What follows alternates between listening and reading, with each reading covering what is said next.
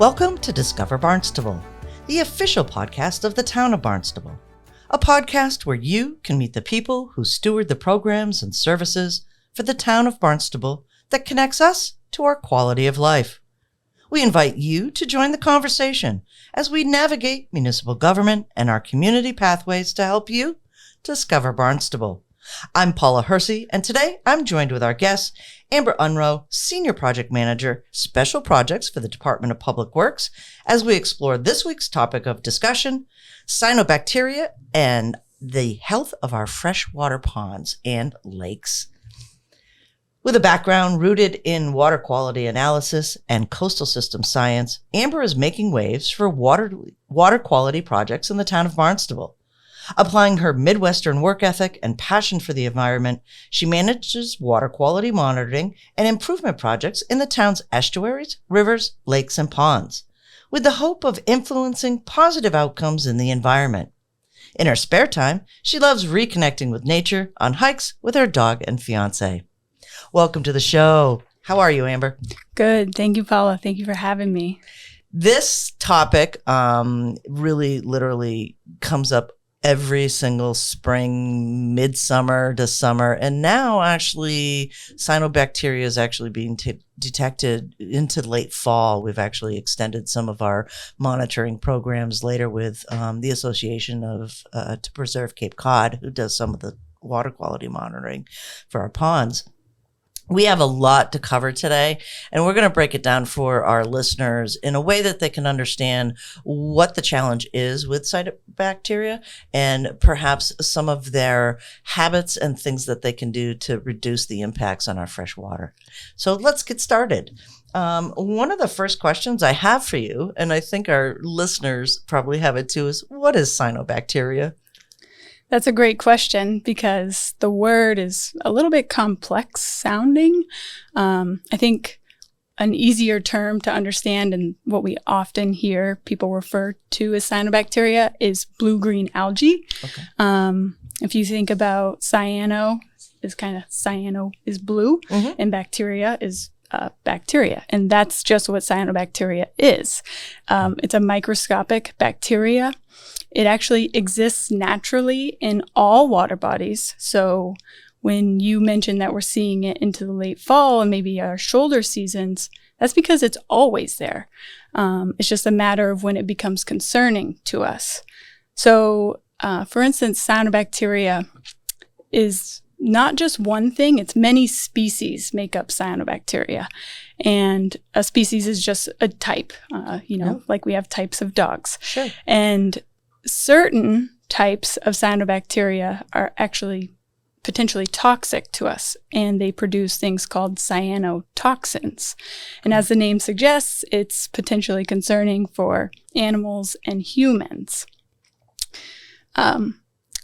Most of the time, cyanobacteria in a pond or a lake, it's in relatively low quantities. So it's just there like normal. It's been there for billions of years.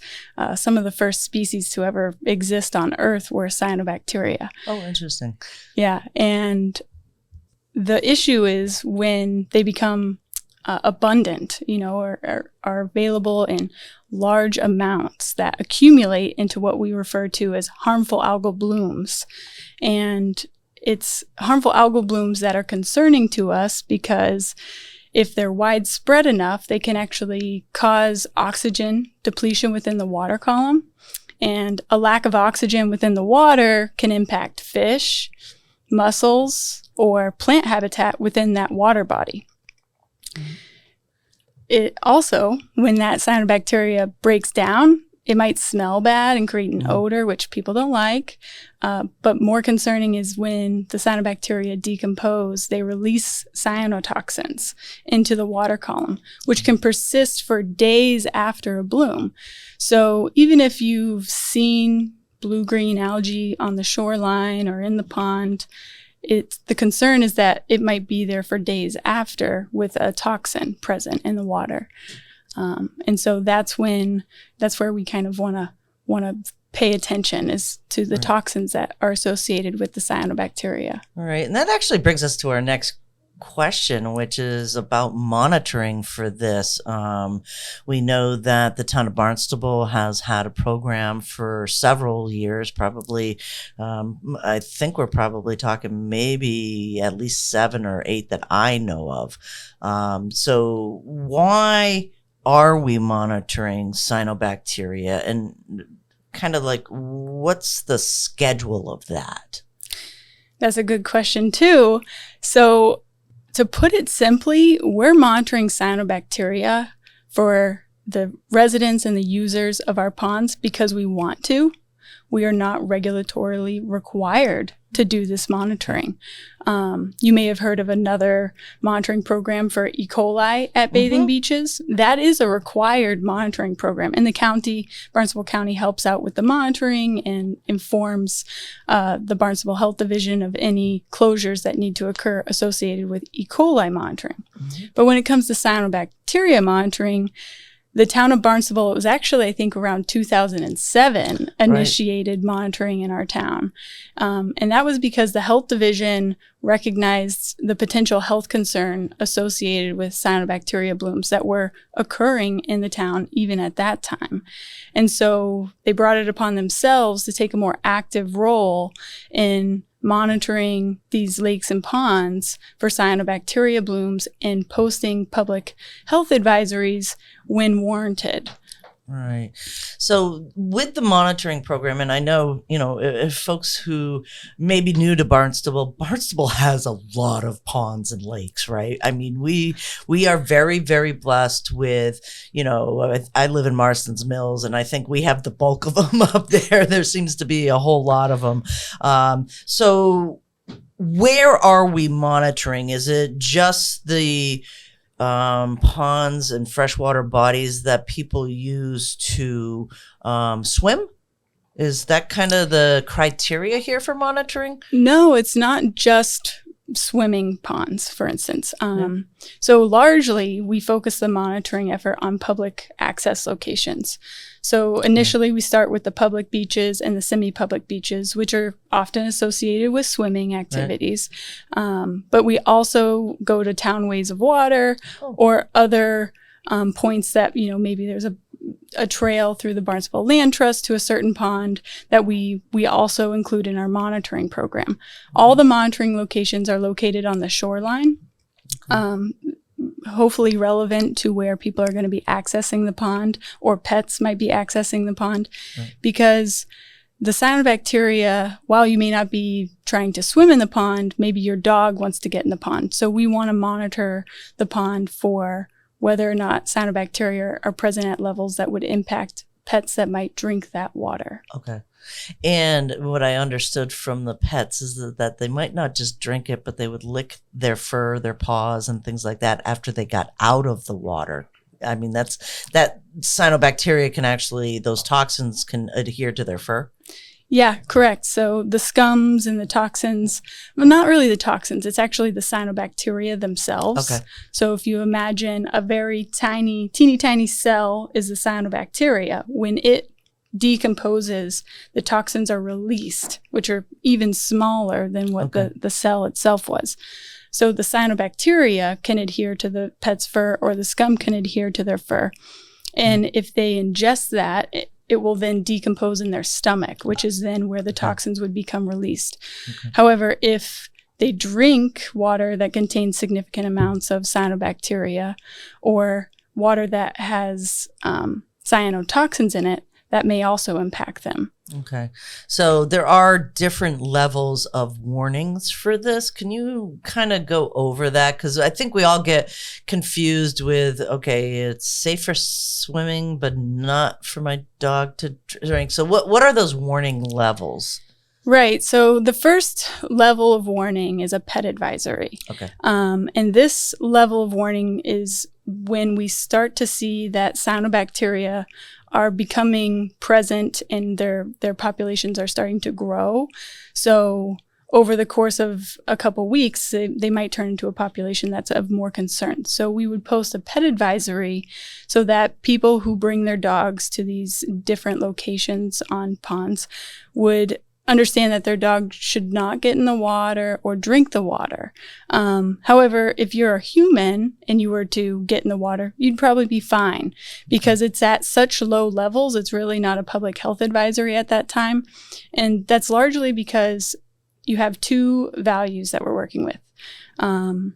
We have a value that's set for public drinking water supplies that the state has developed, because within the state of Massachusetts, there are some reservoirs, surface water bodies, like Quabbin, that are drinking water reservoirs, and that water goes to people's taps.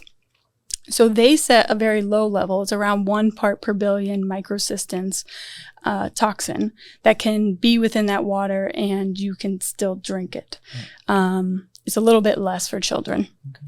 So when we think about pets being maybe a similar size to some children, we want to be protective of them by understanding that they're more likely to ingest the water.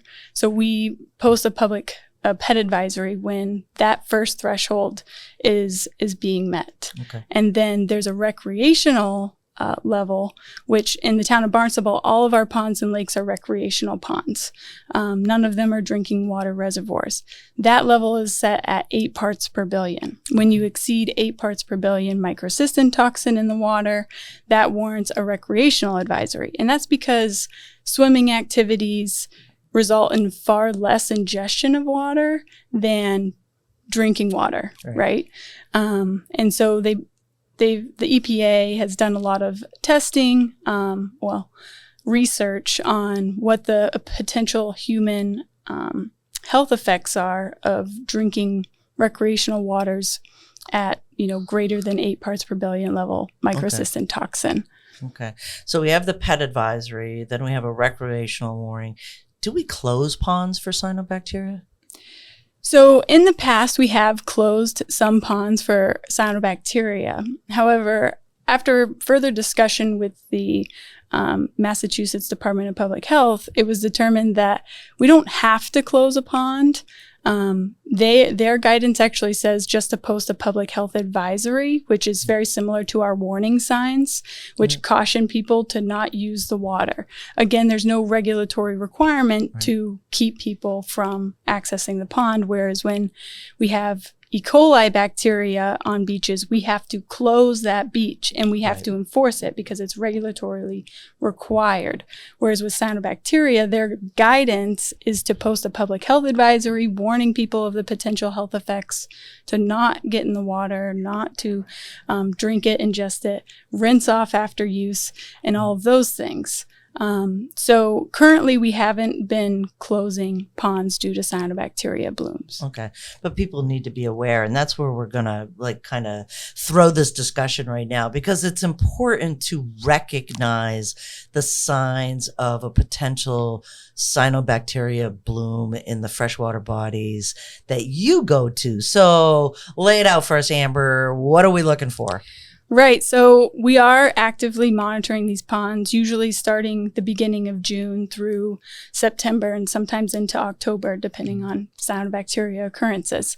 And because we've got this active monitoring program going on, the first thing you should do if you're thinking about going to a pond is check online, go to the Town of Barnstable's website and click on Water Quality Updates and look there for any updates that we have regarding pet advisories or warnings or closures at different beaches in town.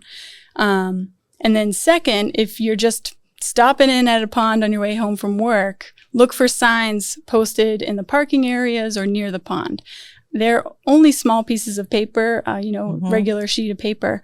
So you may not notice it if you're not looking. So we advise you to try and find those signs and see if there's a pet advisory or a warning posted.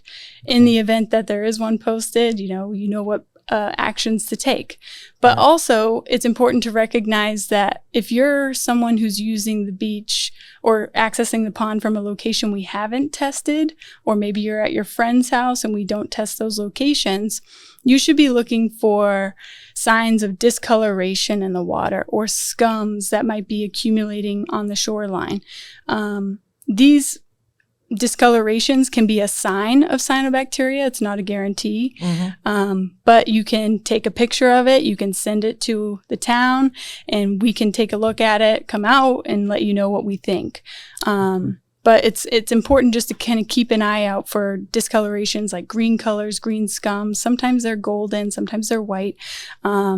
And look for those signs when you're at a pond at any location. Right. I remember, because my dogs love the water, is looking for that paint look. Yeah. The scum is definitely different than your normal, just like pond, decomposing kind of thing. There's a really strange kind of fluorescent greenish, bluish color to sometimes these blooms, right? Right, because some cyanobacteria like to exist more within the water column. So you might see the whole water column looks green and maybe pea soup colored. But then some like to float on more towards the surface. And then when the wind blows, it can actually cause them to accumulate on certain shorelines. Right. So if you're on the side of the pond with the prevailing wind, you might experience cyanobacteria over there, whereas it may not be noticeable on the other side of the pond. That's interesting. I mean, we're going to have you come back and really talk about the whole monitoring program and some of the intricacies of how cyanobacteria blooms have been increasing over the years and what are causing those. But for today's purpose, really, what is the town doing about cyanobacteria? So this is going to be your 101 class because, again, this subject is complex.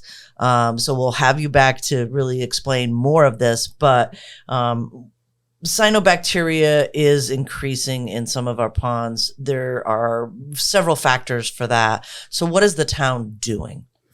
So as we are all very aware, the town created its own comprehensive wastewater management plan to largely manage nitrogen loading to estuaries. And at that time, it was kind of indicated that we didn't have a very concrete understanding of what nutrient management was required to manage water quality issues in freshwater ponds and lakes. We'd also been experiencing often recurring cyanobacteria blooms on an annual basis for some of our ponds and lakes. And so the town decided to initiate a ponds and lakes management plan program to take a closer look at all of our freshwater ponds and lakes by performing monitoring and then developing management plans. In each management plan, there's solutions provided that would allow us to manage the nutrient loading to that pond and improve the water quality conditions for that pond. And so that program was started in 2020. And today we've actually completed pond and lake management plans for both Shubel Pond and Long Pond in Marston's Mills.